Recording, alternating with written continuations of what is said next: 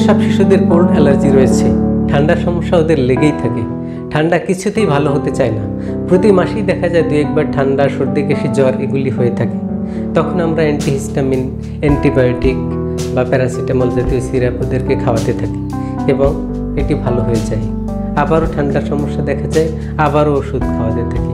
তার মানে যেসব শিশুদের আজকে 6 মাস থেকে 1 বছর বা 2 বছর এই বয়সী যেসব শিশুরা রয়েছে, ওদের দেখা যায় যে কোল্ড অ্যালার্জির কারণে বারবার ঠান্ডা লাগে এবং এই ঠান্ডা কিছুতেই ভালো হতে চায় না।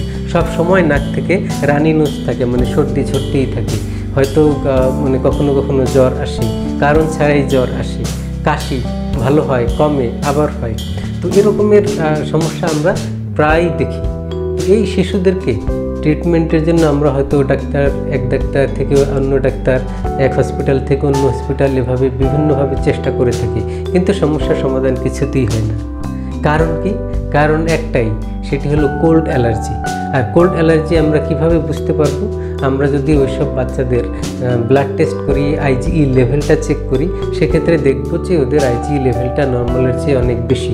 তো যাদের আইজিই লেভেলটা অনেক বেশি থাকে, ওদের এই ঠান্ডার সমস্যা থাকবেই। কারো কারো ক্ষেত্রে এই ঠান্ডার সমস্যার সাথে স্কিন অ্যালার্জিও থাকে, চুলকানি, ফুসফাচরা এগুলিও ওর সাথে সাথে থেকে থাকে। তো এই সমস্যাগুলি যেসব বাচ্চাদের রয়েছে, তাদের জন্য যে সমস্যাটি বা যে ব্যবস্থাটি আমাদের নিতে হবে, তাহলে ওদের কোল্ড অ্যালার্জি কমিয়ে নিয়ে আসা। কারণ এটাকে যদি আমরা কমিয়ে নিয়ে আসতে না পারি, তাহলে আজকের এই ঠান্ডার সমস্যা ভবিষ্যতে কিন্তু এটি অ্যাজমায় রূপান্তরিত হতে পারে। কারণ আপনি যখনই বারবার ঠান্ডাকে সাপ্রেস করবেন, এটি এক পর্যায়ে ওদের বয়স বাড়বে, 3 বছর 4 বছর হবে, তখন দুটি সমস্যা হতে পারে। একটি হলে ওদের নাকের পেছনে ব্লক হয়ে যেতে পারে, যেটাকে আমরা অ্যাডিনয়েড সমস্যা বলি। তখন দেখবেন যে বাচ্চা ঠিকমতো শ্বাস নিতে পারছে না, ঘুমাতে গেলে হা করে ঘুমাচ্ছে, তারপরে ঘুমের মধ্যে ঝাঁকি দিয়ে উঠছে বারবার। এই সমস্যাগুলি তখন আমরা ওদের দেখতে পাবো।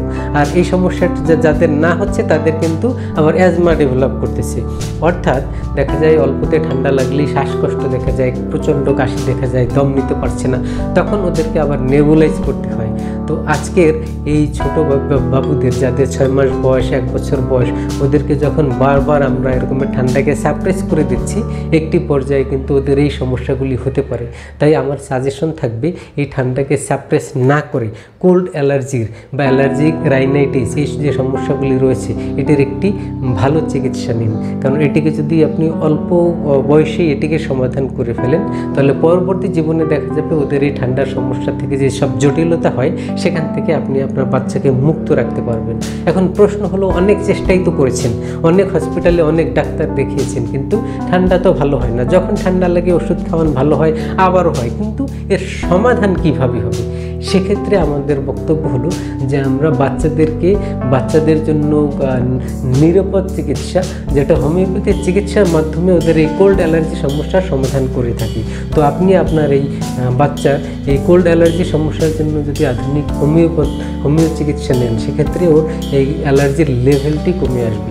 তখন দেখা যাবে বারবার ওই ঠান্ডার সমস্যাটি থাকবে না, এক পর্যায়ে ওষুধ ছাড়াই ও সুস্থ থাকতে পারবে। তো আজকে যারা এরকমের জটিল সমস্যায় ভুগছেন, ওদের এখনই উচিত হোমিও চিকিৎসার মাধ্যমে বডির অ্যালার্জির লেভেলটি কমিয়ে নিয়ে আসা, নর্মাল লেভেলে নিয়ে আসা। তখন ও ঠান্ডার সমস্যারও সমাধান হবে এবং পরবর্তী বয়সে ওর অ্যাজমা, তারপরে অ্যাডিনয়েড, এই যে সমস্যাগুলি হয়, জটিল যেসব সমস্যা হয়, লাংসের ইনফেকশন হয়, সেগুলি থেকে কিন্তু আপনার বাচ্চাকে আপনি মুক্ত রাখতে পারবেন। তো আশা করি বিষয়টি বুঝতে পেরেছেন। যদি এই বিষয়ে কোনো প্রশ্ন থাকে, কমেন্ট থাকে, সেটি আমাদের কমেন্ট বক্সে জানাতে পারেন। তো আজকের মতো এখানেই শেষ করছি। আপনার বাচ্চার সুস্বাস্থ্য কামনা করে আজকে এখানে শেষ করছি। আসসালাম।